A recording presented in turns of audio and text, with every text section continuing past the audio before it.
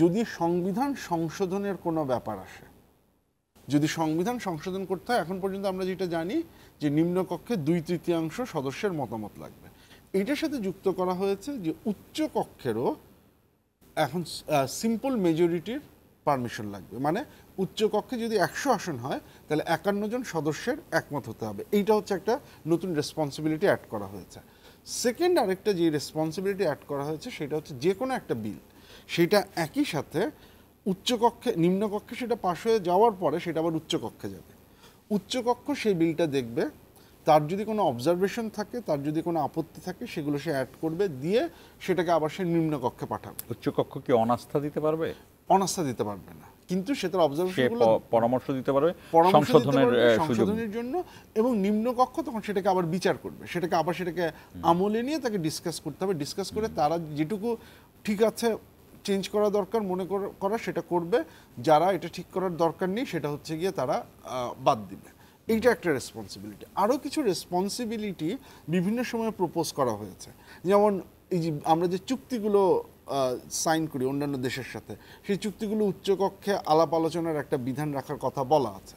তারপরে ধরুন আপনি যখন যদি উচ্চকক্ষ শেষ পর্যন্ত থাকে, তাহলে আমরা যে কনস্টিটিউশনাল যে বডিগুলো আছে, সাংবিধানিক যে প্রতিষ্ঠান আছে, নির্বাচন কমিশন বলি, তারপরে আমাদের হচ্ছে office of the controller and auditor general, মহাহিসাব নিরীক্ষকের যে অফিসটা আছে সেটার কথা যদি বলি, পাবলিক সার্ভিস কমিশনের কথা বলি, সেইগুলোতে যেই লোকগুলোকে নিয়োগ করা হবে সেই লোকগুলোর নিয়োগের ক্ষেত্রে উচ্চকক্ষের একটা ভূমিকা থাকবে। যদি একটা কমিটি গঠনের কথা বলা হয়েছে বারবার, এখন আপনি যেটা বলেন যে মানুষের সম্পর্কটা কোথায়, এখন দেখুন আমাদের ভোটাধিকারের ক্ষেত্রে সবচেয়ে বড় আঘাতটা এসেছে হচ্ছে, যদি আপনি গত 15-16 বছরে দেখেন, তাহলে তত্ত্বাবধায়ক সরকারের চেঞ্জের মাধ্যমে মানুষ তার ভোটাধিকার হারিয়ে ফেলেছে।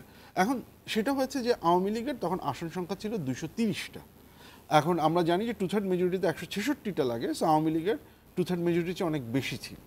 এখন ধরুন যদি তখন দ্বিকক্ষ বিশিষ্ট সংসদ থাকতো এবং তাতে যদি এই প্রপোর্শনাল রিপ্রেজেন্টেশন থাকতো, আওয়ামী লীগের ভোটের পার্সেন্টেজ ছিল 48%। তাহলে যদি এইখানে 51%ও লাগে, যদি অনেকে প্রপোজ করছেন যে এখানেও 2/3 থাকা উচিত, সেক্ষেত্রে হয়তো 66 লাগবে। এখন 51 বলুন বা 66 বলুন, আওয়ামী লীগের পক্ষে তখন একা এইটাকে অ্যামেন্ডমেন্ট করে তত্ত্বাবধায়ক সরকারটাকে বাতিল করা ডিফিকাল্ট হয়ে যেত, কারণ 48টা ভোট দিয়ে সে পারবে না, তাকে আরও 3টা ভোট। এবং আমরা জানি আপনি যদি 2009-10-এর কথা চিন্তা করেন, তখন কিন্তু ইনিশিয়ালি জাতীয় পার্টিও সেটাতে একটু আপত্তি জানিয়েছিল, বিএনপি গোড়া থেকেই হচ্ছে গিয়ে এটাতে আপত্তি জানিয়েছিল, এবং অন্যান্য যে রাজনৈতিক দলগুলো তাদের একটা আপত্তি ছিল। তাহলে আওয়ামী লীগ চাইলেই, আওয়ামী লীগের সকল কিছুকে খুব ইজিলি ইগনোর করতে পেরেছে, কারণ হচ্ছে আওয়ামী লীগ চাইলেই হচ্ছে গিয়ে সেটা 2/3 মেজরিটি দিয়ে এটা করতে পারতো। প্রপোর্শনাল রিপ্রেজেন্টেশন হলে কিন্তু এটা বিএনপি করতে পারতো না, সরি আওয়ামী লীগ করতে পারতো না। আবার 2001 সালে বিএনপি যখন তত্ত্বাবধায়ক সরকারের বিচারপতির বয়সের সীমা 65 থেকে 67 করলো, সেটাও কনস্টিটিউশন অ্যামেন্ডমেন্টের মাধ্যমে, তখনও বিএনপির আসন সংখ্যা 190-এর বেশি ছিল, 200 সামথিং ছিল, কিন্তু প্রপোর্শনাল রিপ্রেজেন্টেশন অনুসারে বিএনপির ভোট ছিল 40%। তাহলে এই ক্ষেত্রে ওই সংবিধান সংশোধন করতে হলে বিএনপিকে আরও 11টা এক্সট্রা ভোট যোগ করতে হতো। এই যে তাহলে দেখছেন যে সংবিধান সংশোধনটা যখন ডিফিকাল্ট হয়ে যাচ্ছে, আপনি কিন্তু চাইলেই ভোটের অধিকার বা অন্যান্য অধিকারগুলো কেড়ে নিতে বুঝতে পেরেছি। এইখানে একটা গুরুত্বপূর্ণ এখন আমার